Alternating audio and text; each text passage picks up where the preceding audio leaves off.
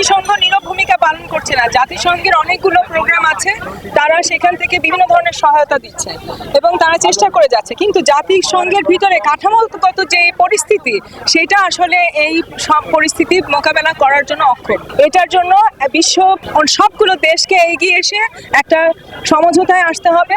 যেভাবে করে সিজফায়ার হয়েছিল বা যেভাবে করে অন্যান্য ভাবে ফিলিস্তিনের উপরে এই যে গণহত্যা সেটার বিরুদ্ধে জাতিসংঘের বিভিন্ন দেশ দাঁড়িয়েছে, সেগুলো আমরা দেখেছি, কিন্তু জাতিসংঘ ব্যর্থ হচ্ছে। এখন একটা পরিস্থিতি হয়েছে যখন আমাদের উন্নয়নশীল অনেকগুলো দেশ যারা যুক্তরাষ্ট্রের উপর নির্ভরশীল এবং যুক্তরাষ্ট্র আমাদের দেশের উপর নির্ভরশীল, তাদেরকে এখন একত্রিত হয়ে একটা বক্তব্য দিতে হবে যে এখানে জাতিসংঘকে একটা পাল্টা জাতি সংগঠন হিসেবে চ্যালেঞ্জ করবে। আমার মনে হয় এটা না করলে এবং যেই শুল্ক আরোপ করা হয়েছে সেখান থেকে উন্নয়নশীল দেশগুলো ক্ষতিগ্রস্ত হবে এবং এই জায়গা থেকে প্রত্যেকটা উন্নয়নশীল দেশকে এখন একত্রিত হবার সময় এসেছে। শুধু আরব বিশ্ব না, সমস্ত উন্নয়ন